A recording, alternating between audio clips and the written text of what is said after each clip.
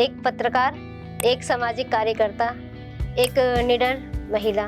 तो आइए स्वागत करते हैं मीना कोतवाल जी का।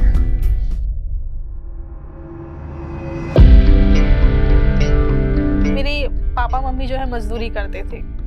और एक मजदूर कैसा होता है, अगर आप याद करें, अगर आपके दिमाग में कोई इमेज सामने आ रही है तो एक मजदूर हमेशा हाथ जोड़ के खड़ा रहता है। जी, वो एक अंदर एक नेगेटिविटी आ गई थी कि मैं जिस कम्युनिटी से बिलोंग करती हूँ उनके लोग नहीं है मार्केट में या मीडिया में, कहीं है नहीं, कहीं डिसीजन पोजीशन पे नहीं है, कोई एडिटर नहीं है। तो मैं शायद जितनी भी मेहनत कर लूँ, कुछ भी कर लूँ, मेरी तो ग्रोथ होनी ही नहीं है। बातें बहुत अच्छी करते थे वो लोग, सिंपैथी बहुत अच्छी दिखाते थे, लेकिन उस सिंपैथी में उनको वो पसंद नहीं था कि हमारे साथ बैठ के काम किया जाए। बाबा साहिब ने भी कहा है कि आप अपना धर्म बदल सकते हैं, जाति नहीं, तो जाति तो आपका पीछा छोड़ेगी नहीं। तो मुझे लगा आज का मीडिया भी तो वैसा ही है, अभी भी कौन सा कुछ बदला है। आज भी कौन सा मीडिया में अगर न्यूज़ रूम में जाओगे तो देखने को तो मिलते ही नहीं इस कम्युनिटी के लोग। कि अगर आप मेरी किसी पोस्ट पे जाएंगे तो बहुत सारे कमेंट आपको गालियों वाले ही मिलेंगे कि अच्छा सिंपैथी लेने के लिए बच्चे को लेके घूमती है। मैंने मौत को बहुत पास से देखा है, तो मुझे लगता है कि मैं अगर वहाँ से निकल गई तो आज मुझे किसी से डर नहीं। आज भी एनसीआरबी का डेटा ही कहता है कि आज भी कई सारे जो केस हैं वो रजिस्टर नहीं होते। क्यों? क्योंकि उनके लोग जो हैं प्रशासन में नहीं है, सुनने वाला कोई नहीं है, उनको आज भी भगा दिया जाता है। तो इसका मतलब ये नहीं कि ये सब चीज़ें ख़त्म हो गई। हर पुरुष को लगता है कि हम तो कर रहे हैं ना, औरत क्यों कर रही है। तो आप लोगों को देख के मैं खुद इंस्पायर होती हूँ कि मुझे भी वैसे ही करना है, जैसे आप लोग हार नहीं मानते मुझे भी हार नहीं मानना।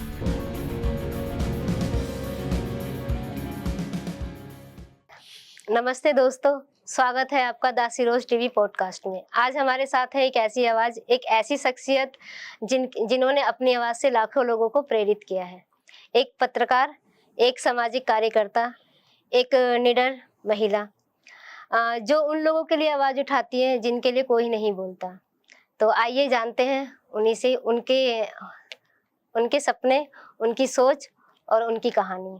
तो आइए स्वागत करते हैं मीना कोतवाल जी का। Thank you Rupa. Thank you ma'am. पहले तो आपने जो मेरे लिए शब्द इस्तेमाल किए उसके लिए बहुत बहुत शुक्रिया, लेकिन मुझे लगता है उनकी असल हकदार आप हैं। क्योंकि जब मैं आपको देखती हूँ तो मैं तो खुद आप लोगों से इंस्पायर होती हूँ और मुझे बहुत अच्छा लगता है कि आप हार नहीं मानती हैं।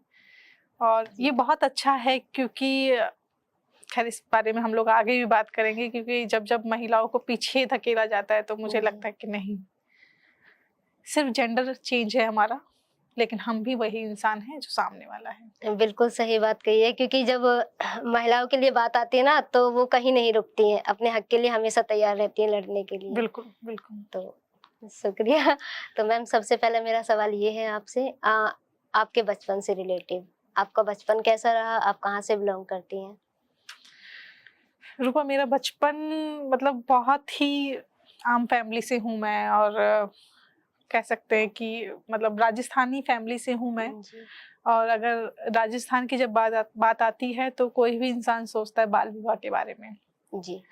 तो वैसी ही मेरी फैमिली है, और घर में मेरे परिवार में बहुत सारे ऐसे विवाह हुए हैं जो बच्चों की शादी हो गई है। मैं खुद इवन ऐसे शादियों में गई हूँ जिन्होंने अभी बैठना भी नहीं सीखा था, तो ऐसी शादियों में खुद मैं गई हूँ। और लेकिन हम लोग ये है कि शुरू से दिल्ली में रहे हैं। पापा बहुत छोटी उम्र में ही दिल्ली आ गए थे, और वो दिल्ली भी भाग कर आए थे, क्योंकि मेरे पापा ने जो है अपने पापा को नहीं देखा, उनको याद भी नहीं है कि उनकी कैसी शक्ल थी। और जो मेरी दादी थी, मतलब दादी भी इतना ध्यान नहीं रख पाती थी, तो मेरे पापा से जो बड़े भाई थे, भाभी थे, वो इतना केयर नहीं करते थे। तो पापा उस कंडीशन में भाग कर आए थे, और बहुत ही बुरी हालत में भाग कर आए थे। तो जी। उन्होंने जो यहाँ आके किया वो अपनी मेहनत से जो है वो अपने बलबूते पर है, और मैं भी उसी फैमिली से हूँ। तो मेरे घर में क्या, मेरे खानदान में कोई ऐसा पढ़ा लिखा नहीं है जिसको आप कह सकते हैं कि वो कॉलेज भी गया है। तो मैं पहली हूँ, चाहे आप महिला लगा लीजिए चाहे पुरुष लगा लीजिए, मैं अपने खानदान में पूरे में पहली हूँ जो कॉलेज भी गई है, कॉलेज से आगे भी उसने पढ़ाई की है, एक ऐसे इंटरनेशनल मीडिया में भी काम किया है, और जो भी है आज आपके सामने बैठी हूँ वो हम लोग, मैं कह सकती हूँ कि अपने बलबूते पे हूँ, अपनी फैमिली की वजह से हूँ। तो ऐसी फैमिली से मैं आई हूँ, और मैं बिल्कुल बोलती नहीं थी, मतलब क्योंकि घर में सीखा ही नहीं बोलना, जी। क्योंकि मैंने अपनी फैमिली को देखा, मेरे पापा मम्मी जो है मजदूरी करते थे, और एक मजदूर कैसा होता है, अगर आप याद करें, अगर आपके दिमाग में कोई इमेज सामने आ रही है तो एक मजदूर हमेशा हाथ जोड़ के खड़ा रहता है। जी, जी। वैसे ही मेरी फैमिली थी, अगर उनके सामने कोई ऐसा आ जाता था या तो बहुत ज़्यादा पढ़ा लिखा या कोई सीनियर लेवल का आता था, तो हमेशा वो हाथ जोड़ के ऐसे खड़े रहते थे। मैं भी वैसी फैमिली से हूँ, चाहे खुद की गलती हो चाहे ना हो, लेकिन चुप रहना है। तो मैं बोलती नहीं थी, बहुत शाय थी मैं भी, और मुझे लगता है मैं अपने हक के लिए भी नहीं बोलती थी। ऐसी, मतलब अगर मैं पहले वाली मीना याद करती हूँ, या मेरे जो दोस्त हैं जी। वो भी बोलते हैं कि ये क्या थी और आज क्या हो गई है। तो ये धीरे-धीरे आपका टाइम ऐसा आता है, और वो बदलता है, तो बिल्कुल वैसा ही टाइम बदला है।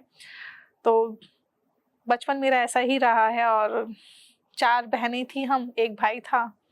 बहनों में सबसे छोटी थी, जी। लेकिन मेरे पापा कभी पढ़े नहीं हैं, कभी कभी स्कूल नहीं गए वो, तो उनको लेकिन पढ़ने का बड़ा शौक था। तो वो हिंदी पढ़ लेते हैं, वो इंग्लिश भी थोड़े बहुत जो ईज़ी होते हैं, जैसे नाम हो गए या कुछ-कुछ ऐसी चीज़ें जी। जो बहुत मतलब टेढ़ी ना हो, तो वो भी पढ़ने की कोशिश सीधा। करते हैं। तो उनको पढ़ने की बहुत ही इच्छा थी।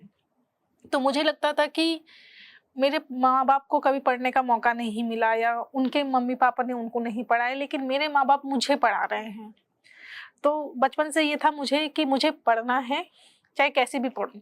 मेरे खानदान में तो कोई ऐसा समझाने जी। वाला नहीं था कि मुझे क्या पढ़ना है, क्या नहीं। लेकिन मुझे जैसे ही पढ़ना है, चाहे फेल होके पढ़ना पड़े, चाहे लुढ़क-लुढ़क के कैसे भी पढूँ, गंदे जी। नंबर से ही पास होऊँ, लेकिन मुझे पढ़ना है, और पढ़ना वहाँ तक है जब तक पढ़ाई की आखिरी सीढ़ी खत्म ना हो जाए। और मैं ऐसी उम्र में, इससे ये मेरा सपना है जब मुझे पता भी नहीं था कि आखिरी सीढ़ी कौन-सी होती जी। है। तो वो पीएचडी का मेरा सपना था हमेशा से, आज भी है। एमफिल तक तो कर लिया मैंने, लेकिन पीएचडी तक नहीं पहुँच पाई हूँ। तो बस पढ़ाई तो मेरी ऐसे ही हुई, कोई गाइड करने वाला था नहीं, इस वजह से कुछ साल मेरे खराब भी हुए। तो बस किसी ने कहा ये कर लो, तो वही कर लिया, किसी ने कहा कुछ कर लो, तो कुछ कर लिया। इसी तरह जर्नलिज्म में भी आना हुआ था, किसी ने बस सजेस्ट किया था और जर्नलिज्म में आ गई। तो आपकी मतलब कॉलेज में या स्कूल लाइफ में कोई ऐसा टीचर या कोई ऐसा फ्रेंड जिसने आपको इंस्पायर किया हो, कि प्रेरित किया हो कि आप आगे बढ़ो और ये पढ़ाई करो? मतलब ऐसा तो कोई नहीं है, लेकिन हाँ कुछ टीचर थे ऐसे जो, क्योंकि शुरू में मैं ठीक-ठाक थी, मतलब मैं ये नहीं कहूँगी कि मैं बहुत बुरी स्टूडेंट थी, ठीक-ठाक थी, तो मैथ मेरी ठीक थी, और जो मैथ के टीचर होते थे ना वो बड़ा पसंद करते थे। तो उनसे बहुत अच्छी बनती थी, वो लोग बहुत पसंद करते थे, 10th तक तो यही था। और 11th में ऐसा हुआ था, एक टीचर थी, और इंग्लिश की टीचर थी, अचला मैम, अगर वो कहीं सुन भी रही हो तो। तो वो बहुत ऐसी मैम थी जिनसे बच्चे बहुत डरते थे, क्योंकि वो बहुत मारती थी। जी। बहुत ज़्यादा मारती थी वो। लेकिन मुझे ये था कि पढ़ना है, तो जब उनकी क्लास में ना कोई खड़े होके पढ़ता नहीं था, क्योंकि जब बुक रीडिंग की बात आती तो कोई खड़ा नहीं होता था। मैं बहुत डर-डर के हिम्मत करके खड़ी होती थी। तो शायद वो हिम्मत ही उन्होंने देखी, और वो मुझे बहुत पसंद करने लगी। तो क्लास में बहुत सारे बच्चे जो है जेलस भी होने लग गए थे कि ये मैम इसको बहुत पसंद करती है, इसको कुछ कहती नहीं है।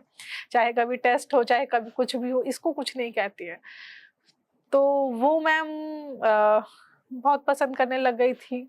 ऐसा था, ऐसा कोई इंस्पायर ऐसा कुछ ख़ास किसी ने कहा नहीं, क्योंकि जिस कॉलोनी में हम लोग पढ़ते थे रूपा, वो मैं ऐसी कॉलोनी में रही हूँ ज़्यादातर जहाँ पे दलित रहे हैं, मुसलमान रहे हैं, और वो कॉलोनी ऐसी थी, स्कूलिंग भी हमारी वैसी ही हुई है। तो ऐसा कोई इंस्पायरिंग वाला तो नहीं है, तो बस टीचर भी थोड़ा-सा फॉर ग्रांटेड कई बार ले लेते हैं कि ठीक है, आ रहे हैं स्कूल, सरकारी स्कूल है, छत नहीं होती थी हमारी क्लास में, 6th क्लास में तो छत भी नहीं थी, तो अगर ज़्यादा धूप आ रही है तो छुट्टी हो जाती थी, बारिश आ रही है तो छुट्टी हो जाती थी, आंधी-तूफ़ान आ रहा है तो छुट्टी हो जाती थी जल्दी, तो ऐसा होता था। तो ऐसी जगह से हम लोग पढ़े हैं। अब कैसी थी पढ़ाई में? मतलब शैतान थी, शांत थी तो मैंने बताया ना, मैं बहुत शांत थी, मैं बहुत मतलब ऐसी थी कि मेरी गलती हो चाहे ना हो, चुप ही रहना है, चुप रहना है। चुप रहना है। तो मैं बहुत चुप रहती थी, मतलब अपने लिए भी नहीं बोल पाती थी, ऐसी थी मैं। बहुत सारे फ्रेंड जो अभी भी पुराने हैं वो लोग जानते हैं कि मैं बहुत चुप-चुप रहती थी, और आज जो है चुप नहीं होती है। तो वो बहुत चेंज उन्होंने देखा है, एकदम से ये क्या चेंज हो गया है। तो पढ़ने में ठीक-ठाक थी, लेकिन चुप रहती थी। ये जो बदलाव है आपकी लाइफ में, ये कैसे आया? किस मोड़ पे आपने सोचा कि नहीं मुझे बदलना चाहिए? नहीं, ये बदलाव ऐसे आया कि मैंने सोचा नहीं कि मुझे बदलना है, लेकिन ये था कि लगातार जैसे जर्नलिज्म के लिए मुझे किसी ने सजेस्ट किया था कि जर्नलिज्म में जाना है। जी। तो जर्नलिज्म का मुझे मतलब नहीं पता था उस समय, मुझे सिर्फ इतना पता था कि मीडिया में जो टीवी पे एंकर्स आते हैं, वही जर्नलिज्म होता होगा शायद, वही मीडिया होता होगा। तो इस तरह से मीडिया में आई, और थोड़ा-सा तो बोलना वहाँ से सीखा, क्योंकि मीडिया का मतलब थोड़ा-सा बोलना हो जाता है, लेकिन वो थोड़ा कम था। फिर पढ़ाई के बाद जैसे ग्रेजुएशन हो गई, फिर पोस्ट ग्रेजुएशन आईएमसी से हुआ, आईएमसी के बाद प्लेसमेंट कहीं नहीं हुआ, लेकिन फिर जहाँ कहीं काम किया वहाँ पे भी मार्जिनलाइज़ कम्युनिटी की ही खबरें होती थी। तो वो एक अंदर एक नेगेटिविटी आ गई थी कि मैं जिस कम्युनिटी से बिलॉन्ग करती हूँ, उनके लोग नहीं हैं मार्केट में, या मीडिया में कहीं है नहीं, कहीं डिसीजन पोजीशन पे नहीं है, कोई एडिटर नहीं है। तो मैं शायद जितनी भी मेहनत कर लूँ, कुछ भी कर लूँ, मेरी तो ग्रोथ होनी ही नहीं है, दिमाग में ये चलने लगा था। तो फिर वहाँ से मीडिया छोड़ा और मैं एमफिल करने लखनऊ चले गई थी। एकेडमिक में जाने की मैंने सोची। वहाँ गई, फिर वहाँ पर भी उसी साल एक इंटरनेशनल मीडिया में वैकेंसी निकली, फिर वहाँ हायरिंग हुई। मेरा वापस आने का मन नहीं था, लेकिन जो मेरे पार्टनर हैं, उन्होंने बहुत फ़ोर्स किया राजा ने कि नहीं, तुम मीडिया जिस वजह से छोड़ के गई हो, कम से कम वहाँ तुम्हें ये वजह नहीं मिलेगी, क्योंकि वो ऐसी ही खबरें करते हैं दलितों पे, महिलाओं पर, आदिवासियों पर। तो तुम्हें वहाँ ये सब देखने को नहीं मिलेगा, तो तुम्हें वहाँ अप्लाई करना चाहिए। तो मुझे याद है, मैंने एकदम आखिरी दिन अप्लाई किया था, और 12 बजे मतलब ख़त्म होने वाला था टाइम, और उस दिन लाइट चले गई थी, तो इंटरनेट भी घर में बहुत ही कम चल रहा था। तो बहुत ऐसे ही मैंने कर दिया था। मैंने कहा ठीक है, इन्होंने बोला है तो बस भर दो। बहुत लेंथी फॉर्म था वो, जी। और मेरे पास एक्सपीरियंस के लिए कुछ भी नहीं था। तो उस पोजीशन के लिए बहुत सारे एक्सपीरियंस लोगों ने भी अप्लाई किया था, लेकिन ऐसा हुआ कि ना मेरे पार्टनर का हुआ, और ना ही बहुत सारे जानने वाले लोगों का हुआ, मेरा हो गया। जबकि मुझे उम्मीद नहीं थी कि मेरा होगा। तो फिर उसके बाद वही इंटरव्यू, रिटर्न वगैरह सब कुछ निकला, और हायरिंग हुई। वहाँ जो 2 साल मैं रही, उन 2 सालों में वो मेरा एक टर्निंग पॉइंट था मेरी लाइफ का। वहाँ मैं जो मीना बन के गई थी, वहाँ से मैं कुछ और बन के निकली, क्योंकि मेरी जो पहचान है, जिस कम्युनिटी के से मैं हूँ, उसका पता नहीं लोगों को वो पसंद नहीं आया। ऐसा बिहेव होता था जैसे मैं किसी अलग प्लेनेट से आ गई हूँ, मैं कुछ अलग हूँ इनके बीच में, या मेरी ये जगह नहीं है। साथ में बातें बहुत अच्छी करते थे वो लोग, सिंपैथी बहुत अच्छी दिखाते थे, लेकिन उस सिंपैथी में उनको वो पसंद नहीं था कि हमारे साथ बैठ के काम किया जाए। तो वो डिप्रेशन में मैं बहुत चली गई थी, और वो 2 साल मेरे डिप्रेशन में गए। मैं कभी दवाई नहीं लेती थी सर दर्द की, वहाँ मुझे डिप्रेशन की गोलियाँ खानी पड़ी, और ऐसा हुआ था कि मुझे सुसाइड करने के लिए सोचना पड़ा, और मैं सुसाइड करने जा रही थी। मैंने ट्राई किया उसका भी। वो सब चीज़ें हुई, और फिर भी ये था कि मैं हार नहीं मानना चाहती थी। मैं सोचती थी कि चलो ठीक है, जितना ये करना चाहते हैं करने दो, मैं हार नहीं मानूँगी। लेकिन वो एक लास्ट में फिर कॉन्ट्रैक्ट ख़त्म किया, सब कुछ अचानक निकाल दिया एक चालाकी से। तो वो जब हुआ तो मुझे लगा कि मैं कहीं भी चले जाऊँ, शायद मेरी जाति मेरा पीछा ना छोड़े, ये तो चिपकी रहेगी। जी। बाबा साहिब ने भी कहा है कि आप अपना धर्म बदल सकते हैं, जाति नहीं। तो जाति तो आपका पीछा छोड़ेगी नहीं। तो मुझे लगा जब ये जाति मेरे सामने हमेशा मेरे साथ ही चलेगी, तो अब मैं इसको अपनी पहचान ही बनाऊँगी। और वहाँ से मुझे लगा कि अब एक स्प्रिंग होती है रूपा, जिसको बहुत दबाया जाता है, जी। और अगर आप उस स्प्रिंग को छोड़ दोगे तो वो बहुत तेज उछलती है। तो वो मीना कोटवाल बन चुकी थी। तो ठीक है, जिसने जितना दबाया ठीक है, मैंने कहा अब मैं वो करूँगी जो मेरे मन का है। और उसके बाद कई सारे मीडिया हाउस में मैंने अप्लाई भी किया, कहीं नौकरी नहीं मिली, क्योंकि जिस इंटरनेशनल मीडिया में मैंने काम किया उसकी एक जो छिपी हुई हकीकत थी वो मैंने सामने लाने की कोशिश की, और उसमें भी लोगों ने मुझ पर बहुत सारे सवाल उठाए। कई लोगों ने कहा ये महिला कार्ड खेल रही है, कहीं ने कहा दलित कार्ड खेल रही है, कहीं ने कुछ पता नहीं क्या-क्या बोला मुझे। तो वो मुझे उसको भी जवाब देना था कि नहीं, मुझे काम आता है, लेकिन मुझे मौका नहीं दिया गया काम करने का। तो फिर कहीं नौकरी नहीं मिली उसके बाद भी, क्योंकि मीडिया में भी यही होता है कि आप या तो चुप रह के काम कर लो। आज भी जो है इतने साल हो गए, आज भी कोई दलित आदिवासी एडिटर पोजीशन पे नहीं है। अगर हम लोग मेन स्ट्रीम मीडिया की बात करें तो कहीं पे भी नहीं है। अल्टरनेटिव मीडिया में भी 1 या 2 ही जगह हैं ऐसी जहाँ पे आपको मिलेगा। तो वहाँ पर मुझे लगा कि अब मुझे अपना शुरू करना चाहिए। ये लोग मुझे ऐसे तो काम करने नहीं देंगे। मैं अपना जी। शुरू करती हूँ। अकेले में वो मैंने बहुत गुस्से में शुरू किया था कि मुझे अकेले करना है, और ऐसे शुरू किया कि आज जो है एक इंटरनेशनल पहचान बन गई है द मूक नायक की। तो बहुत खुशी होती है कि वो मेहनत जो है लोगों तक पहुँचती है। आपने अभी जिक्र किया द मूक नायक करके जी। प्लेटफॉर्म आप चलाती हैं, तो उसका आइडिया कहाँ से आया? वो आपने कैसे स्टार्ट किया कि नहीं वही मुझे कि एक गुस्सा था ऊपर बहुत, कि कोई मुझे काम करने नहीं दे रहा। उँगली उठाने वाले बहुत थे, काम करने के लिए मौका नहीं दे रहा था कोई। आपको जब तक मौका नहीं मिलेगा आप कैसे प्रूव करोगे अपने आप को? तो वो नहीं था। फिर सोशल मीडिया की मैंने हेल्प ली, कुछ स्टोरीज़ की बिहार इलेक्शन के टाइम पर वो ऐसी स्टोरीज़ थी जो मीडिया में हुई ही नहीं थी। तो फिर जब मैंने वो स्टोरीज़ की तो ना केवल मेरे सोशल मीडिया पे, बल्कि कई सारे ऐसे प्लेटफ़ॉर्म थे नेशनल, इंटरनेशनल, फिर उन स्टोरीज़ को फ़ॉलो अप किया उन लोगों ने। तो ऐसी स्टोरीज़ मैंने की, और बस वो एक गुस्सा था कुछ लोगों के लिए। मैंने फ्री में भी काम किया था मूक नायक से शुरू, क्योंकि वो कोविड में मैंने शुरू किया था। मेरी एक छोटी बेटी थी, एक ये भी था कि मैं टाइम दे पाऊँगी, नहीं दे पाऊँगी, कितना कर पाऊँगी, बाहर नहीं निकल पाऊँगी, क्योंकि कोविड चल रहा है। उसके कोई ऐसी डेडलाइन नहीं थी कि कोविड इस समय खत्म हो जाएगा। वो चल ही रहा है तो चल ही रहा है। तो वो सब था, और फिर अचानक से मैंने कहा मैं अपना शुरू करूँगी। और मूक नायक का नाम भी मुझे ऐसे ही हुआ, क्योंकि डॉक्टर अम्बेडकर ने जब शुरू किया था 1920 में, तो उनको भी वो गुस्सा था कि उस समय भी जो मीडिया था, उस समय भी मार्जिनलाइज्ड कम्युनिटी की बात नहीं होती थी, दलितों की, आदिवासियों की बात नहीं होती थी। तो मुझे लगा आज का मीडिया भी तो वैसा ही है, अभी भी कौन-सा कुछ बदला है। आज भी कौन-सा मीडिया में अगर न्यूज़ रूम में जाओगे तो देखने को तो मिलते ही नहीं इस कम्युनिटी के लोग, और अगर मिल भी जाते हैं तो या तो वो ऐसी पोजीशन पे होते हैं जो डिसीजन नहीं ले सकते। वो लोग काम कर रहे हैं तो सिर्फ़ अपना पेट भरने के लिए, अपनी फैमिली चलाने के लिए। डिसीजन मेकिंग में तो आज भी नहीं है। तो मुझे लगा मुझे अपना शुरू करना चाहिए। ठीक है, महीने में होगी, 2 महीने में होगी, एक स्टोरी होगी, लेकिन मेरे मन की होगी। तो वो अकेले शुरू किया था, और मूक नायक का नाम भी मुझे बाबा साहेब के उसी से आया जो उन्होंने मूक नायक शुरू किया था। मुझे लगा आज भी वही हालत है तो मैं भी वही शुरू करूँगी। जब बाबा साहेब ने मूक नायक नाम शुरू किया तो उसमें तो कोई इफ एंड बट था ही नहीं। लेकिन ये था कि बहुत सारे डर थे कि कॉपीराइट ना आ जाए, ये बहुत सारी चीज़ें थी, कहीं मैं कुछ गलत तो नहीं कर रही, या मैं इस तरह का प्लेटफ़ॉर्म शुरू कर भी सकती हूँ, नहीं कर सकती हूँ। तो कुछ सीनियर जर्नलिस्ट से मैंने एडवाइस लिया कि मैं कर सकती हूँ या नहीं कर सकती, तो उन्होंने कहा नहीं बिल्कुल कर सकती हो। लेकिन मूक नायक नाम नहीं मिला तो मुझे वो द लगाना पड़ा। एक तो द ट्रेंडिंग भी था, जी। ऊपर से मुझे फिर वो उसका डोमेन भी मिल गया, तो फिर बस इस तरह से द मूक नायक शुरू किया। जब आपने द मूक नायक शुरू किया था और आपकी इतनी क्यूट सी प्यारी सी बेटी है, तो दोनों को साथ लेके चलना और इतनी सारी मुश्किलों का सामना करना, तो आपने कैसे बैलेंस किया? कैसे आप दोनों को एक साथ लेके चली? मुश्किल था, लेकिन नामुमकिन नहीं। देखो, एक जब महिला घर से निकलती है तो बहुत सारे सवाल उठते हैं, क्योंकि सारी रिस्पॉन्सिबिलिटी जो है एक महिला पर ही डाल देती है।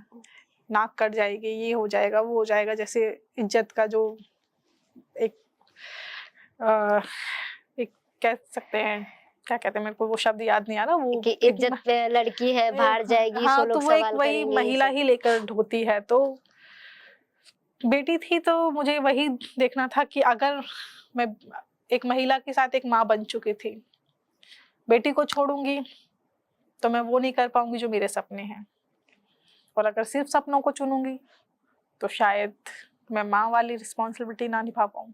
मुझे दोनों लेके चलना था।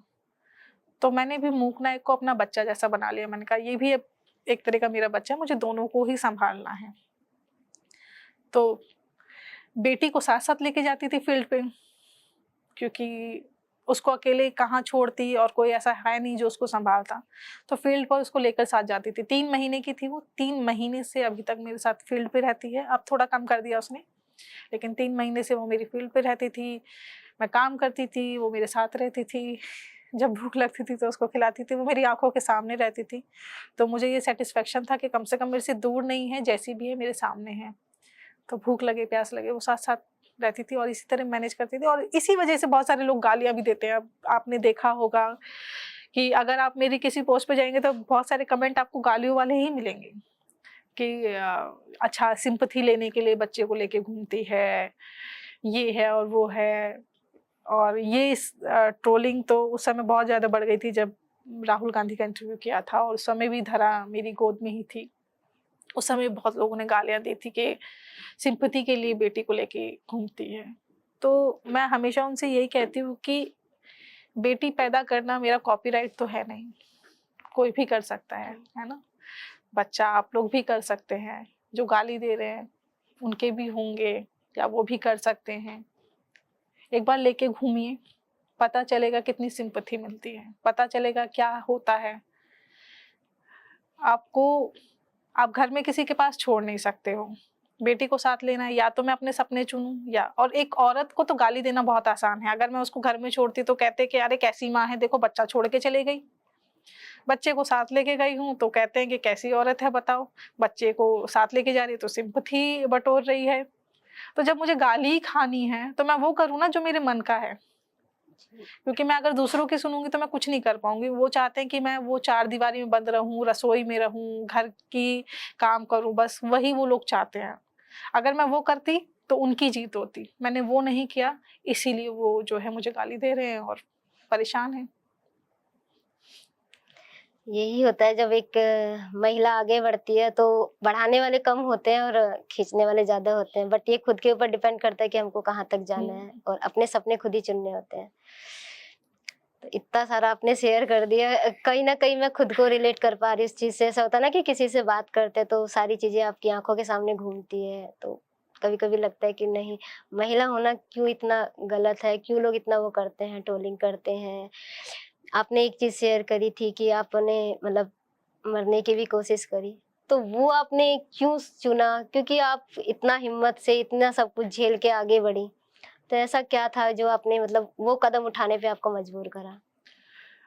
वो एक ऐसा टर्निंग पॉइंट था रूपा कि मैं बहुत परेशान हो गई थी। मतलब वो एक डिप्रेशन में मैं चली गई थी। मैंने बताया ना, जैसे मैं कभी सर दर्द की गोली नहीं खाती, मैं गोलियों से बहुत भागती हूँ। अभी मुझे थायराइड है, मैं थायराइड की एक गोली खाती हूँ सुबह। मुझे पता है मैं कितनी मुश्किल से खाती हूँ, रोते हुए। बस इसलिए खाती हूँ क्योंकि वो लगातार ऐसी दवाई है जो आपकी लगातार चलती रहती है। तो वहाँ पे रह के एक अलग सा, जैसे आप काम करना चाहते हो लेकिन आपको काम नहीं मिल रहा, जी। आपको लोग इग्नोर करेंगे, आप सामने हो पर एकदम इग्नोर कर देंगे आपको। ना कोई हाय हेलो का जवाब देगा, ना ही आपकी स्टोरीज़ को पसंद किया जाएगा, ना ही आपको स्टोरीज़ करने दिया जाएगा। अगर करने दिया जाएगा तो उसको भी ऐसे लगेंगे, अरे पता नहीं क्या ही कर लाएगी ये। मतलब इस तरह से बिहेव किया जाता था। न्यूज़ रूम में कभी भी डाँट देना, कुछ भी, अगर कोई ऐसे टच भी कर लेता था तो लगता था पता नहीं अब तो किस बात पे डाँट पड़ेगी, अब मैंने क्या कर दिया। कई बार ऐसा होता था हाथ-पैर ठंडे पड़ जाते थे वहाँ पर। जो मेरे एडिटर्स थे वो इस तरह से बिहेव करते थे। कभी भी मुझे किसी ने ये नहीं बताया कि उनको कभी डाँट पड़ी है या उन्होंने कभी सुना है किसी को डाँट पड़ी है, लेकिन मैं वहाँ पे ऐसी थी कि मुझे कभी भी डाँट पड़ जाती थी न्यूज़ रूम में। और वहाँ की एक पॉलिसी थी कि आपको जो तारीफ़ है, अगर आपकी कुछ अच्छा आपने किया है तो आपको पब्लिकली बताना है न्यूज़ रूम में। लेकिन अगर आपकी कोई कमी है तो आपको अकेले में ले जाकर बतानी है। मेरे साथ उल्टा था। मुझे जो है न्यूज़ रूम में कभी भी डाँट दिया जाता था, कभी भी कुछ भी कह दिया जाता था। अगर मान लीजिए किसी ने गलती डाँट दिया और मैं उसकी कंप्लेन कर रही हूँ, चीज़ें हो रही हैं, तो कंप्लेन पर भी ध्यान नहीं दिया जा रहा और बहुत ज़्यादा हो रहा है तो अकेले में जाके मुझे सॉरी कह दिया जाता है। तो मैं उस सॉरी का क्या करूँ? आपने डाँटा सबके सामने, सॉरी अकेले में मैं क्या करूँगी? तो ऐसी चीज़ें होती थी लगातार जो मुझे बहुत परेशान कर रही थी और मुझे सुनने वाला कोई था नहीं उस समय। मैं अपने पार्टनर को भी बताती थी तो उसको भी विश्वास नहीं होता था, क्योंकि उस मीडिया प्लेटफ़ॉर्म का नाम बहुत है, आज भी नाम है, पहले भी था। लेकिन उस समय ये था कि उसकी बुराई जैसे आप करोगे, अगर किसी पे एक उंगली उठाओगे तो 3 उंगली आपके ऊपर है। तो वह ऐसा प्लेटफॉर्म था कि कोई सुनने को तैयार नहीं था, और अगर आप करोगे तो आपके ऊपर ज़्यादा सवाल उठेंगे। तो मैं उसको शेयर ही नहीं कर पाती थी, तो मैं अंदर ही अंदर बहुत घुटती थी। और जैसे ही ऑफिस का टाइम होता था, मुझे लगता है मुझे अब ऑफिस नहीं जाना, मेरा एक्सीडेंट हो जाए, मैं कुछ भी हो जाए, मतलब मैं हॉस्पिटल में रह लूंगी, लेकिन मुझे ऑफिस ना जाना पड़े, ऐसी सिचुएशन हो गई थी। तो बस इसी वजह से एक दिन मन किया, बहुत ज़्यादा हो गया था, तो सुसाइड करने का ट्राई किया था। पर वो अनफॉर्चुनेटली, या कैसे भी कह लीजिए आप, कि आज आपके सामने बैठी हूँ मैं। और वो एक ऐसा था कि अब उस जब आप सुसाइड करने जाते हैं, ये किसी को नहीं करना चाहिए, और मैं इसको ये नहीं कहूँगी कि नहीं आपके साथ ये सिचुएशन है तो आप करें, नहीं, किसी को नहीं करना चाहते हैं। लेकिन अगर किसी ने अगर वो रियलाइज़ किया है, तो वो एक ऐसी सिचुएशन होती है, आप सब भूल जाते हैं, ब्लैंक हो जाते हैं एकदम। सिर्फ आपको वही एक पॉइंट दिखाई देता है जिस वजह से आप अपने आप को ख़त्म कर रहे हैं। और अगर आप उससे निकल गए रूपा, तो आप ज़िंदगी में कुछ भी कर सकते हैं। मैंने मौत को बहुत पास से देखा है, तो मुझे लगता है कि मैं अगर वहाँ से निकल गई तो आज मुझे किसी से डर नहीं लगता। जिसको जो करना है कर लो, मैं आप वो करके रहूँगी। अगर आपको दिक्कत है तो आपको जो करना है वो करें। उस दौरान आपकी फैमिली ने आपको कैसे सपोर्ट मेरी किया? फैमिली को कुछ नहीं पता। अभी तक नहीं पता? अब इंटरव्यू सुन के उनको कुछ पता चला है, लेकिन उनको कुछ नहीं पता था। वो कैसा फील करते हैं? अब मेरी फैमिली, मतलब मैंने बताया ना, बहुत सिंपल थी, पढ़े लिखे नहीं थे। उनको मैं क्या बताती, उनको ये भी नहीं पता था डिप्रेशन क्या होता है, उनको कुछ पता ही नहीं था। उनके लिए तो हमारी बेटी जो है एक ऐसी मीडिया हाउस में जाती है जहाँ पे, मैं जब पहली बार ऑफिस गई थी तो मेरे घर वालों ने ये पूछा था कि तुम कुर्सी पे बैठी थी, एसी वाला रूम था, फोन पे सब कुछ आ रहा था, ये सब चीजें पूछ रहे, तो आप सोचिए वो कैसी फैमिली होगी। तो मैं ऐसी फैमिली से बिलोंग करती हूँ, तो उनको मैं बता भी नहीं सकती थी, उनके साथ शेयर नहीं कर सकती थी। तो उनको कुछ नहीं पता था। उनको तब पता चला जब वो नौकरी खत्म हो गई और उसके बाद जो इंटरव्यूज आने लगे, तब उनको धीरे धीरे पता चला। जब मुझे थ्रेट मिलती हैं तो घर पे कई सारे जो है एक्टिविस्ट आते हैं, पॉलिटिशियन आते हैं, जब वो बताते हैं कि मैंने क्या किया क्या नहीं किया, वो उन्हें तब पता चलता है, क्योंकि वो सोशल मीडिया पे कहीं है नहीं, उनको पता भी नहीं है सोशल मीडिया क्या होता है। उनको सिर्फ इंटरनेट पता है, वो गूगल पे कुछ कुछ इंटरनेट करते हैं, यूट्यूब पे देखते हैं, बस। अब उनको ये नहीं पता आगे चीज़ें क्या होती है, तो वो बहुत ज़्यादा नहीं जानते हैं। वो ये भी नहीं जानते कि मेरा काम क्या है, किस हद तक है, कितना है, वो ज़्यादा कुछ जानते नहीं हैं। तो वो इतना ही अगर किसी से उन्होंने सुना है, जैसे अभी कुछ लोगों ने इंटरव्यूज़ किए हैं, तो पहली बार मेरे पापा ने कैमरे को फेस किया था जब वॉइस ऑफ अमेरिका ने इंटरव्यू किया था, तो उसमें मेरे मम्मी पापा का इंटरव्यू भी लिया गया था थोड़ा-थोड़ा। तो मम्मी का वो नहीं आया, लेकिन पापा का आया था। तो वो पहली बार उन्होंने कैमरा फेस किया था, तब उनको कुछ-कुछ चीज़ें पता चली, तो इतना डीपली उनको ये पता चला कि हाँ, इसको थ्रेट है। जब लोग आते हैं और घर आके बताते हैं कि इसको मारने की धमकियाँ दी जा रही है, तो उनको पता चलता, उनको नहीं पता। हाँ, मेरे हस्बैंड जो हैं, उस समय तो शादी नहीं हुई थी, उनको भी तब रियलाइज़ हुआ जब मेरी तबीयत बहुत बिगड़ने लगी थी। मतलब बहुत ज़्यादा, डॉक्टर ने भी कह दिया था कि ये बहुत टेंशन ले रही है और इसके जो हार्ट की नर्व्स हैं वो ब्लॉक होना शुरू हो गई है। तो तब उनको पता चला था कि ये कभी ऐसे तो नहीं रहती है बीमार, और लगातार अगर ये कुछ बोल रही है, तब उनको लगा कि हाँ, सच में कुछ सीरियस है। मैम, मेरा अगला सवाल है, आप सक्सेस और एम्पावरमेंट को कैसे देखती हैं? सक्सेस और एम्पावरमेंट, आजकल बहुत लोग गाली दे रहे हैं इस चीज़ को भी। सक्सेस, मुझे लगता है थ्री इडियट का एक डायलॉग याद आ जाता है कि सक्सेस के पीछे मत भागो, और कुछ ऐसा ही था कि सक्सेस आपके पीछे झक मार के आएगी। तो मेरा भी यही है, मैंने सिर्फ अपना काम किया है, मैंने ये नहीं सोचा था कभी कि कुछ ऐसा होगा मेरे साथ कि मैं यहाँ बैठ के इंटरव्यू दूंगी।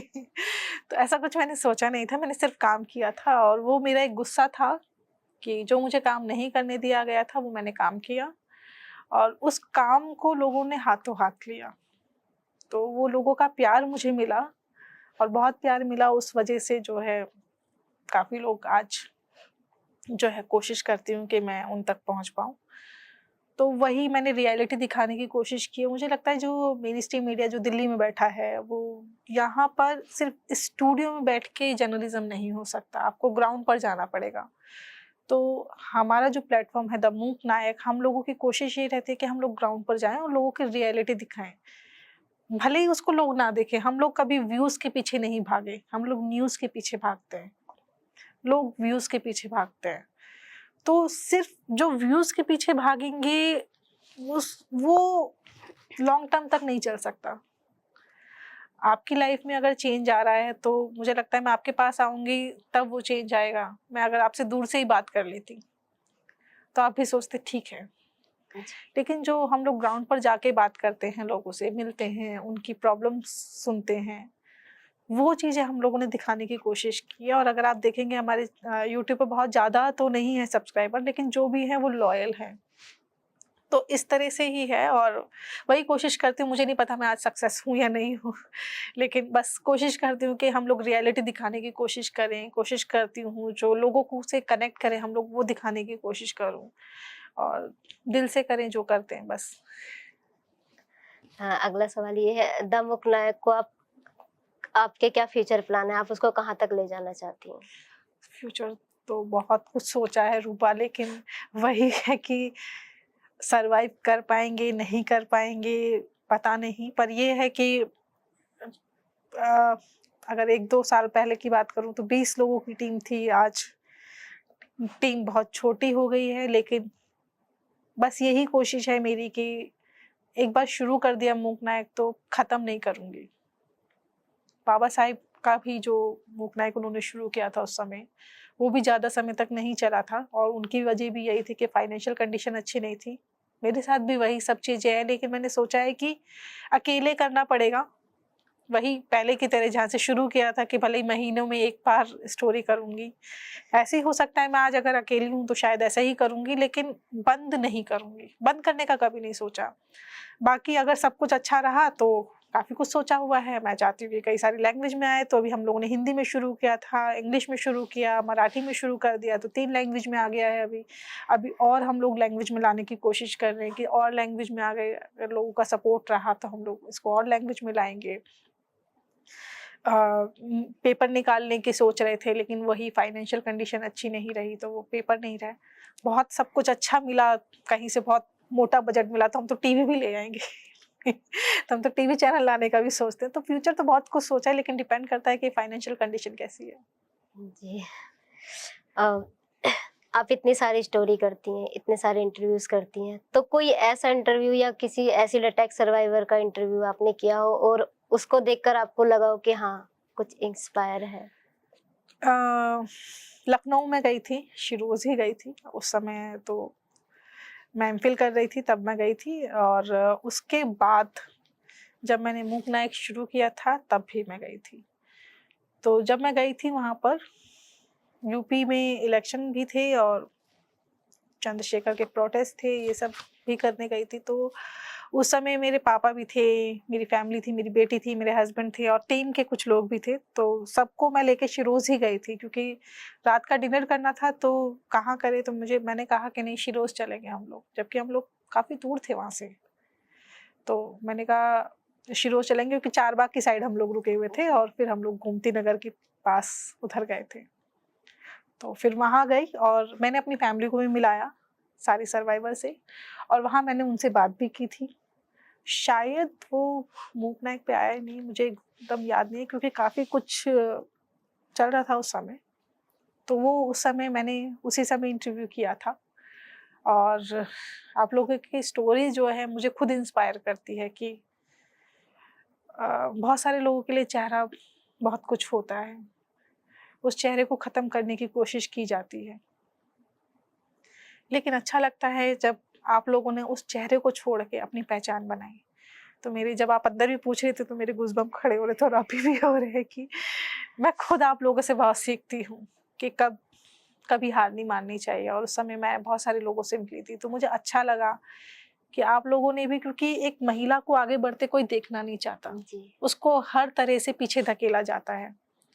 और अभी आपने देखा होगा, एक जो लड़की है टेबल टेनिस खेलती थी, उसको उसके पिता ने ही मार दिया। क्यों? क्योंकि वो टेबल टेनिस खेलती थी, क्योंकि वो सोशल मीडिया पे थी। उसके जो अड़ोस-पड़ोस के लोग थे उसके पिता को ताने देते थे, जितना मैं पढ़ पाई हूँ कि पिता जो है बेटी की कमाई खा रहा है। अब सोचिए बेटी की कमाई कितना भारी भरकम शर्त बना दिया है कि आप बेटे की कमाई नहीं खा सकते हो। बेटा होता तो चल जाता, लेकिन बेटी उस पिता ने अपनी बेटी को मारने की सोची। वही पिता जो उसको उंगली पकड़ के स्कूल ले जाता होगा या टेनिस सिखाने भी शायद ले जाता होगा, लेकिन कैसे उसने रिवॉल्वर से उसके अंदर गोलियां, यहीं पे गोलियां डाल दी। तो इस दौर में हम लोग जी रहे हैं। वही है ना, एक समाज की सोच है, वो खुद की सोच है कि बेटा है तो सब कुछ कर सकता है, तुम बेटी हो तो कुछ नहीं कर सकती। तो वो कहीं ना कहीं इस दबाव में भी आ जाते हैं। शायद मेरे ख्याल से लगता है कि पेरेंट्स की भी गलती नहीं होती है, वो कहीं ना कहीं जो समाज का जो दबाव होता है ना, उसमें भी आके ये करते हैं। पेरेंट्स भी उसी समाज का हिस्सा है, बदलना पड़ेगा। मैं अगर सुनती मेरी शादी कब की हो जाती, मैं मेरे रिश्ते जो है 10वीं 11वीं से देखे जा रहे थे, पर मैं कैसे कैसे कैसे मना करती रही। और अगर शायद शादी हो जाती तो मैं आज यहाँ नहीं होती। तो मैंने बताया मैं राजस्थान फैमिली से हूँ, तो वहाँ पे तो बचपन में ही शादी हो जाती है। कम से कम मेरे पेरेंट्स ने तो भी 18 साल के बाद जो है हमारे रिश्ते देखे थे। तो शादी ही अंत नहीं है एक औरत के जीवन का, उसके अलावा भी बहुत कुछ है। तो पहले उसको बनने दो कुछ, शादी तो वो अपने आप कर लेगी। जैसे मेरी बेटी के लिए आज बोलते हैं कि अच्छा ठीक है, इसकी शादी के लिए पैसा जोड़ना शुरू कर दे, ये वो। लेकिन तो शादी तो वो खुद कर लेगी। मुझे शादी की टेंशन नहीं है, मुझे उसकी पढ़ाई की टेंशन है। पढ़ाई के लिए मैं जमा करूंगी उसके, शादी के तो वो उसको जहाँ करनी है, जिससे करनी है नहीं करनी है, वो उसकी मर्जी है, मैं क्यों उस पर थोपूंगी। बिल्कुल, ये बहुत अच्छी सोच है आपकी कि आप अपनी बेटी के लिए इतना सब कुछ सोच रही हैं। मेरा एक सवाल खुद से ही रिलेट करती हूँ मैं, आप खूबसूरती को कैसे देखती हैं? आप सिरोज में गई, वहाँ पे इतने सारे मेरे दोस्तों से मिली, तो आप खूबसूरती को कैसे देखती हैं? डिपेंड करता है उसकी आंखों में कितनी जो देख रहा है वो कितना खूबसूरत है, उसकी आंखें कितनी खूबसूरत है। मेरे लिए सब कुछ खूबसूरत है। कोई कहता है काला खूबसूरत नहीं है, कोई कहता है कोई और खूबसूरत नहीं है, मेरे लिए सब खूबसूरत है। मेरी बेटी यूट्यूब पे सीखती है कि नहीं उसको पिंक पसंद होना चाहिए, उसको ये, मैं उसको सिखाती हूँ सारे रंग अपनी जगह जरूर है, हर कोई अपने लिए खूबसूरत है। मैं करीना कपूर का वही एक डायलॉग याद है कि मैं अपनी सबसे फेवरेट हूँ। तो मुझे लगता है मैं खूबसूरत हूँ, ठीक है। मैं, कोई और क्यों जज करेगा मुझे, मैं जज करूंगी ना। ये राइट मैंने किसी और को नहीं दिया। और हर कोई, मुझे नहीं लगता कोई भी किसी के पास ये राइट है कि कोई किसी दूसरे को जज करे। वो खुद सही है तो वो खूबसूरत है, और हर कोई खूबसूरत है, सब खूबसूरत है। खराब क्या है? अगर आप, मैं तो खैर भगवान पे विश्वास नहीं करती, लेकिन अगर आप विश्वास करते हैं कि उसने सब कुछ बनाया है तो उसने तो सब खूबसूरत ही बनाया होगा, खराब क्यों बनाएगा वो? मेरा अगला सवाल, आप फेमिनिज्म को कैसे देखती हैं और आपके नजरिया में कि उसको कैसे बदलाव ला सकते हैं समाज में? देखिए, मेरे लिए वैसे तो कोई भी इज्म खराब है। इज्म मतलब किसी बहुत ज्यादा अति होना, कुछ भी अति नहीं होना चाहिए। लेकिन फेमिनिज्म को आज कई सारे लोग गालियां देते हैं सिर्फ इसलिए क्योंकि उनको लगता है कि नहीं, जो औरतें जो फेमिनिस्ट हैं वो चाहती हैं कि जो मर्द है या मर्द जात है खत्म हो जाए, या उनको गाली देना फेमिनिज्म है, या ये सब नहीं। मेरे लिए बराबरी है। मैं यहाँ किसी से कोई बदला लेने नहीं आई हूँ, और ये बदला कभी खत्म नहीं होगा, चाहे कुछ भी हो। चाहे मैं कास्ट को लेकर देखूँ या मैं किसी जेंडर को लेकर देखूँ, कोई बदला कभी खत्म नहीं हो सकता। मैं किसी को थप्पड़ मारूँ, वो मुझे थप्पड़ मारे, फिर वो पलट के फिर थप्पड़ ही खेलते रहेंगे हम लोग, वो तो कभी खत्म ही नहीं होगा। मुझे रियलाइज कराना है सामने वाले को कि उसने अब तक क्या गलत किया, अब तक क्या सही किया, हम लोग साथ मिलके क्या क्या कर सकते हैं, अकेले होके क्या हो सकता है, तो वो रियलाइज कराना। और क्योंकि अगर मैं वो रियलाइज करा दूंगी तो वो कई पीढ़ियां सीखेंगी। हो सकता है मैं आज उसको थप्पड़ मार के बता दूं कि अच्छा तू बहुत वो बन रहा है, चल मैं तेरे को थप्पड़ मारती हूँ। नहीं, अगर मैं उसको बदल दूंगी तो उसकी कई पीढ़ियां बदल जाएंगी। तो मेरे लिए फेमिनिज्म वो है, बराबरी। जो एक लड़की को बराबरी मिलती है, वो मुझे लगता है वो एक लड़की को भी राइट मिलता है। अभी राखी आने वाली है, तो मैं तो एथिस्ट हूँ, मैं कुछ नहीं मानती हूँ, लेकिन फिर भी मेरे घर में तो मानते हैं जो लोग। उनको एकदम से तो नहीं बदला जा सकता। जैसे मेरी बेटी है, अभी बहुत चीजें सीखती है क्योंकि वो स्कूल जाती है, बहुत सारे दोस्त हैं उसको, तो उसको रक्षाबंधन बहुत पसंद है क्योंकि उसके स्कूल में भी एक प्ले करवाया था। तो जब मेरी बहन की जो बच्चे आते हैं राखी के लिए, तो मैं उनसे भी राखी बनवाती हूँ धरा को। मेरी एक कंडीशन रहती है कि धरा राखी तभी बांधेगी जब उसको वापस राखी बांधी जाएगी। ठीक है, तो मेरे लिए वो है बराबरी। मुझे नहीं चाहिए कि धरा की रक्षा करने कोई आए, धरा अपनी रक्षा खुद कर लेगी। वो एक खेल खेल के लिए ठीक है, सब लोग मिल रहे हैं, खुशी की तरह मनाओ उसको, ठीक है। मेरी जो एक बहन का बेटा है वो 18 साल का है, मैं उससे भी राखी बनवाती हूँ धरा को। धरा 5 साल की है। मुझे नहीं चाहिए कोई रक्षा करने वाला, वो अपने आप, मैं उसको इतना काबिल बना दूंगी कि वो खुद अपनी रक्षा खुद कर लेगी। तो एक कोई छोटा सा एक उसका छोटा भाई है 6 महीने, वो भी उसकी रक्षा क्यों करने आए? तो वैसा मुझे नहीं चाहिए, मुझे बराबरी चाहिए। जब हम लोग दो आंखों से हम लोग बराबर देख सकते हैं, कोई ऐसा थोड़े ना एक आंख से कम एक आंख से ज्यादा देखूंगी इसको, ऐसा तो हो नहीं सकता। तो मेरे लिए लगता है कि अगर खुदा ने सब कुछ बनाया तो बराबर बनाया है, और मेरे लिए वही फेमिनिज्म है। मैं बराबरी से देखती हूँ हर चीज। मैम, आपने अभी बताया, अपनी बातों में आपने जिक्र किया, आपको थ्रेट मिला, आपने उससे कैसे डील किया, आप उससे कैसे निकल गए?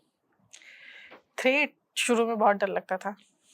शुरू में जिस तरह की एक डरी हुई सी थी मैं, तो मुझे ये लगता था कि अरे ये कौन क्या सोचेगा, क्या करेगा। तो ऐसी ही थी मैं शुरू में ना, पहले कि खुद से ज्यादा दूसरों के बारे में सोचती थी। कि अगर मैं जैसे क्लास में सवाल पूछने से पहले भी मैं अपने अंदर ही सोचती रहती थी, अगर मैंने ये सवाल पूछा तो सारे तरफ बच्चे सोचेंगे अरे इसको ये भी नहीं आता, या मैम या सर जो भी हैं वो पूछेंगे अरे इसको ये भी नहीं आता। तो वो सवाल फिर मैं पूछती नहीं थी। तो मैं ऐसी थी, बहुत डरपोक थी कि दूसरों क्या सोचते हैं वो मैं अपने ऊपर सोचती थी, कि मेरी लाइफ पे उसका बहुत असर पड़ता था। लेकिन जब काम करना शुरू किया तो बहुत सारी गालियां पड़नी शुरू हो गई थी। शुरू में बहुत डर लगता था। सोशल मीडिया पर जब गालियां पड़ती थी, कुछ डालो नहीं उससे पहले गालियां पड़ जाती थी। लेकिन अब धीरे धीरे आदत हो गई रूपा। अब ऐसा लगता है गाली नहीं पड़ेगी तो मुझे लगता है मैं काम ढंग का नहीं कर रही लगता है।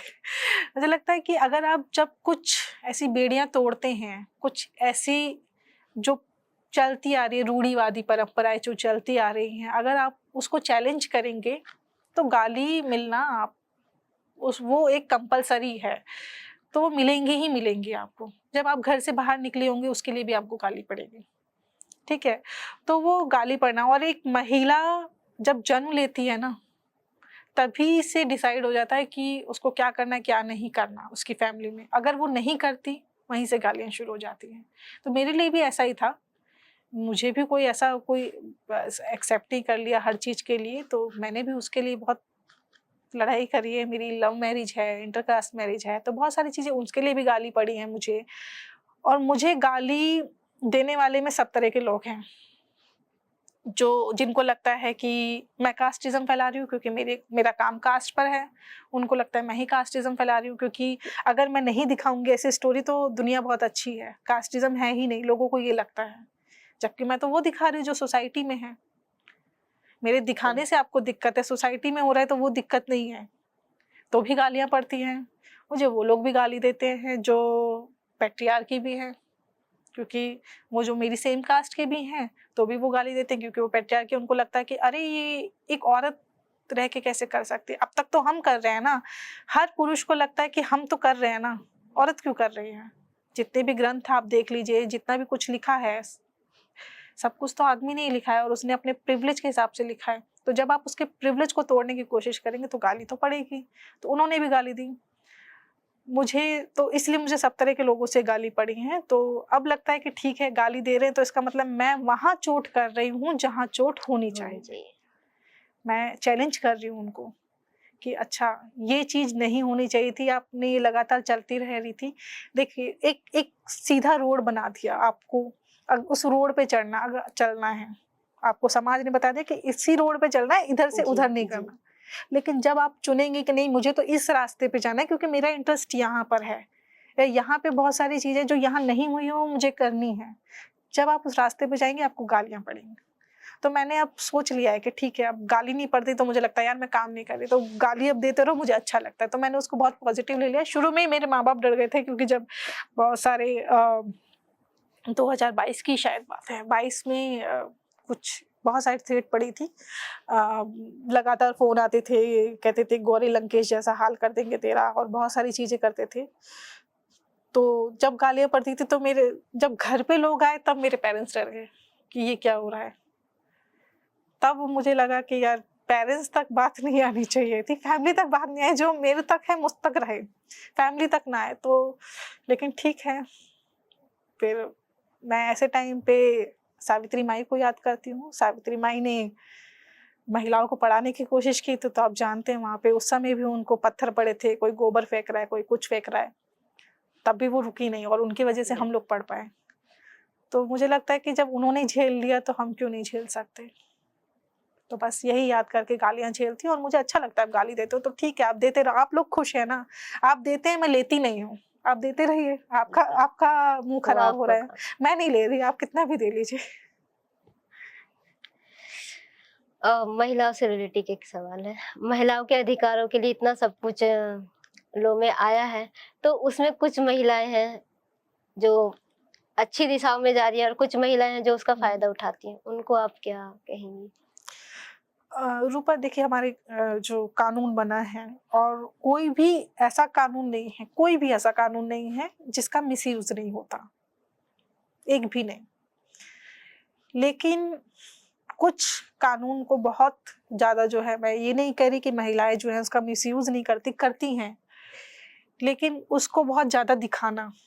अब जैसे मान लीजिए दहेज वाला ही कानून है ना, दहेज देना गैर कानूनन है, लेना देना दोनों गैर कानूनन है। कई सारी महिलाएं जो है, ठीक है, इनोसेंट होते हैं, उनके हस्बैंड या फैमिली जो इन लॉज होते हैं इनोसेंट होते होंगे, उनको फंसा देती हैं, वो गलत है। लेकिन इसका मतलब ये नहीं कि आज भी जो है दहेज लेना देना रुका नहीं है। मेरी इन लॉज जो है बिहार फैमिली से हैं, और जब मैं बिहार गई, क्योंकि मेरा पहली बार इसी वजह से जाना शुरू हुआ था शादी के बाद ही, तो जब बिहार गई मैंने देखा वहां पे कैश चलता है, मुंह से मांगते हैं हमारा बेटा इतने में बिकेगा, इतना पढ़ा है, ये नौकरी करता है तो इतना लेंगे, उसके साथ गाड़ी भी लेंगे, घर का सामान भी लेंगे, सोना चांदी इतना लेंगे। इसका मतलब ये नहीं कि नहीं रुका है। तो गाली तब दें उसको जब वो खत्म हो गया है। कोई भी लॉ हो, जैसे एट्रोसिटी, SC ST एट्रोसिटी को लेके भी है, SC ST एट्रोसिटी में भी कई सारे केस होते हैं, फेक होते हैं, बिल्कुल होते हैं, लेकिन इसका मतलब ये नहीं कि वो होना रुक गया है।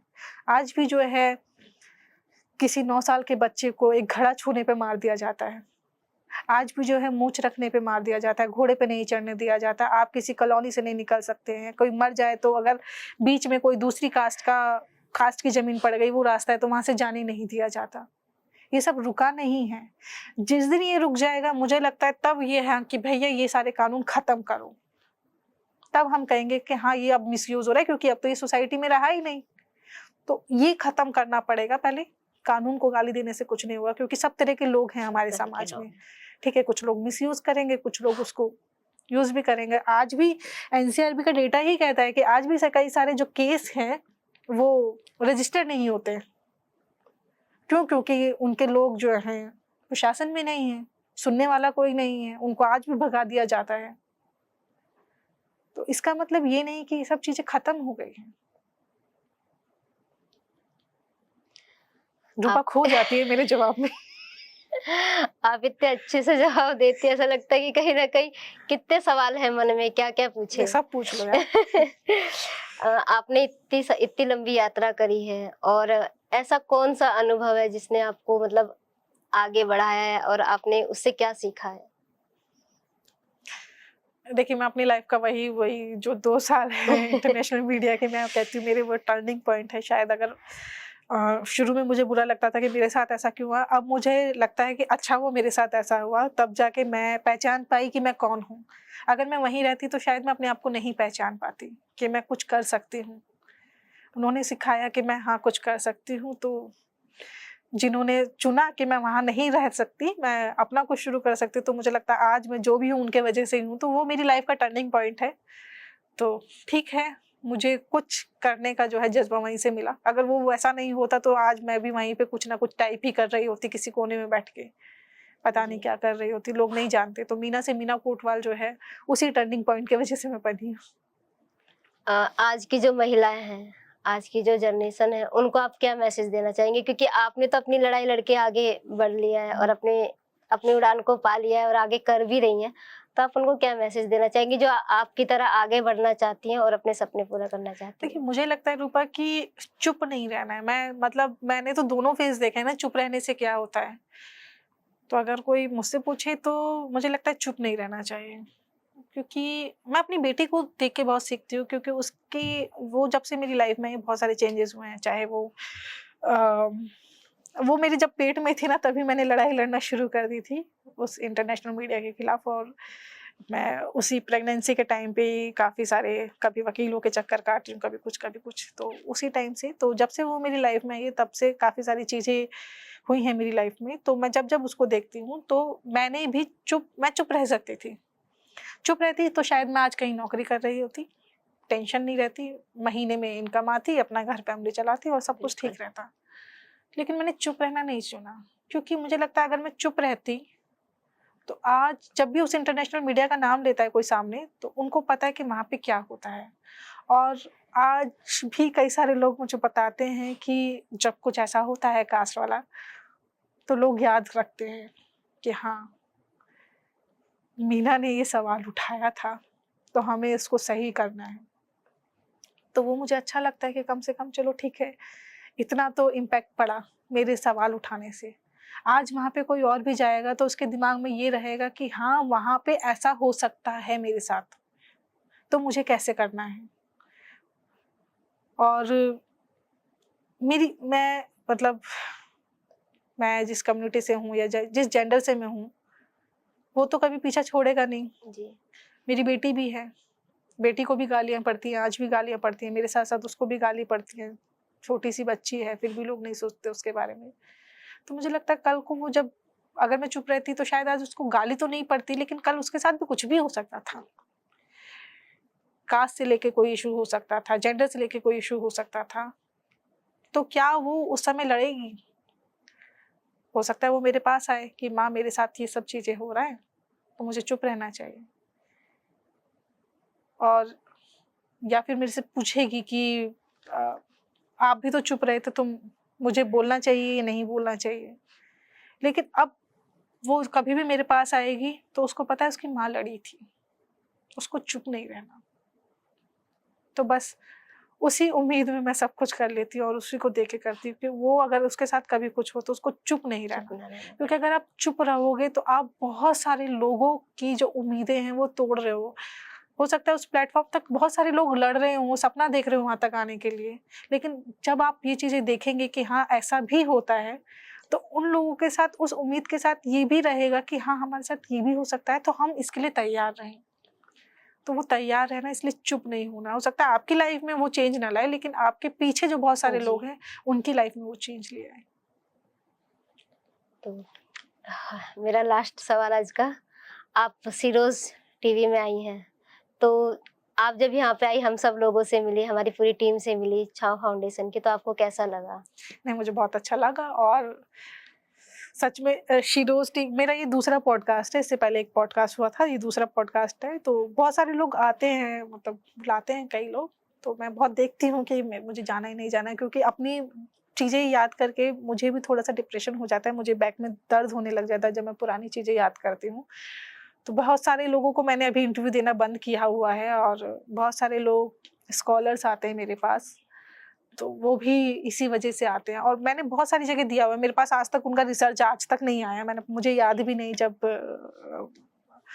बता रहे थे, हम लोग अभी बात करते कि उन्होंने 150 इंटरव्यू दिए हैं, मुझे तो याद भी नहीं मैंने कितने इंटरव्यू दिए। तो मैं सोच रही थी कि मैंने कितने इंटरव्यू दिए होंगे, मुझे ये भी नहीं पता मैंने कितने स्कॉलर से बात की है। मुझे वो रिसर्च आज तक मेरे पास नहीं आता, लेकिन अब जब लोग आते हैं तो मैं मना कर देती हूँ, क्योंकि मेरा भी वो ट्रॉमा है ना, मैं भी पिछला कुछ याद नहीं करना चाहती। मैं चाहती हूँ कि अब मैं जो आगे बढ़ चुकी हूँ उस पे बात हो। तो मैं बहुत सारे लोगों से नहीं बात करती हूँ। तो लेकिन जब आप लोगों ने कांटेक्ट किया तो मैंने एक ही बार में बोल दिया कि हाँ, मुझे आना है। आप लोगों ने देखा होगा रिप्लाई, मैंने एक ही बार में हाँ कर दिया कि हाँ, मुझे आना है। क्योंकि शिरोज के बारे में मैं जानती हूँ, आलोक को मैं जानती हूँ।